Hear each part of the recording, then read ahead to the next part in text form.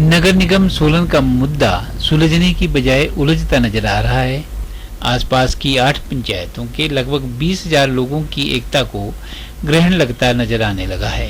नगर निगम ग्रामीण संघर्ष समिति के कुछ अग्रणी भाजपा समर्थित नेताओं द्वारा ग्रामीण संघर्ष समिति से दूरी बनाए जाने के बाद एक बार फिर आज ग्रामीण संघर्ष समिति के लोग एकजुट होते दिखाई दिए।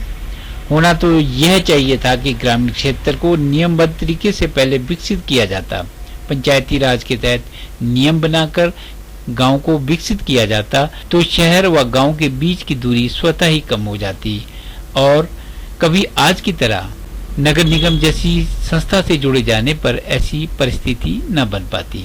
नगर निगम बनाने का निर्णय सरकार का है, प्रशासन को इसे लागू करना है। जिसे ठीक लगता है वह चुप रहेगा, जिसे परेशानी होगी वह अपने अधिकार के लिए लड़ेगा। लोकतंत्र है, सबको हक है। नगर निगम का विषय आते ही अचानक की समितियां धड़ाधड़ दिखने लगी। पहले नगर निगम संघर्ष समिति सामने आई, जिसने बताया कि शहर व गांव दोनों के लोग इसमें शामिल हैं। फिर ग्रामीण संघर्ष समिति सामने आई, वह विरोध पे उतरी। फिर कुछ लोग सड़कों पे उतरे तो कुछ पाला बदलकर प्रशासन व सरकार के साथ दिखे तो लगा अब बात बन गई। लेकिन एक बार फिर लोगों के विरोध की चिंगारी दिखने लगी।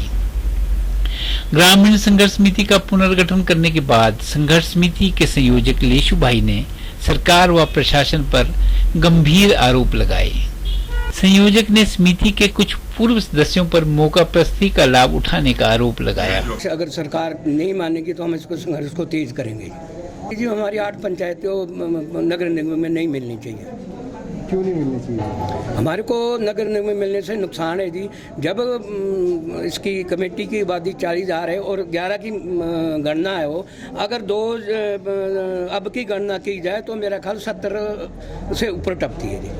तो ये कमेटी में ही नगर निगम बनाए, गांव की कोई भी आबादी उसमें नहीं ली जाए। ये थे उनको कुछ भाई सरकार ने एक तो कुछ बना दिया है मदन मेहते को, शायद उनको भी प्रोत्साहन दिया होगा, भी उनको भी बढ़ाएंगे तो उससे चले गए, तो इसलिए उनको लालच थोड़ा बहुत दिया ही होगा कुछ ना कुछ पार्टी वालों ने। ये नहीं, हमारे को तो जनता चाहिए और गांव के लोग चाहिए।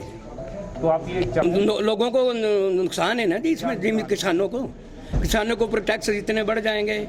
अभी तो टाउन प्लानिंग ही लगा, इससे भी लोग नाखुश है क्योंकि एक उसके एनओसी लेने के लिए 20 चक्कर लगाने पड़ते जी। तो जब नगर निगम बन जाएगा तब तो मेरा ख्याल 50 चक्कर लगाने पड़ेंगे और टैक्स इतना लग जाएगा। और जो हमारी श्यामलाल भूमि है ये सब सरकार लीज पे दे देगी। सेना का साथ छोड़ दिया है, ठीक है, उनकी समझ ऐसी है, लेकिन 3 महीने बाद उनको जनता बिल्कुल सबक सिखाएगी भी तुमने हमारा साथ छोड़ा है तो हम भी तुम्हारा साथ कैसे।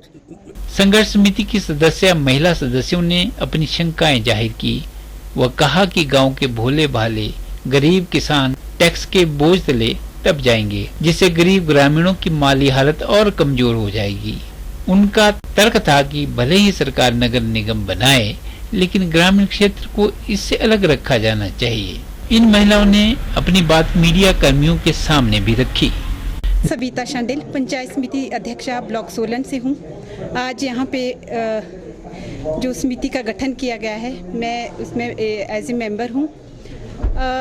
आज यहाँ पे जो कमेटी में पंचायतों को मिलाया जा रहा है उसके विषय में चर्चा की गई।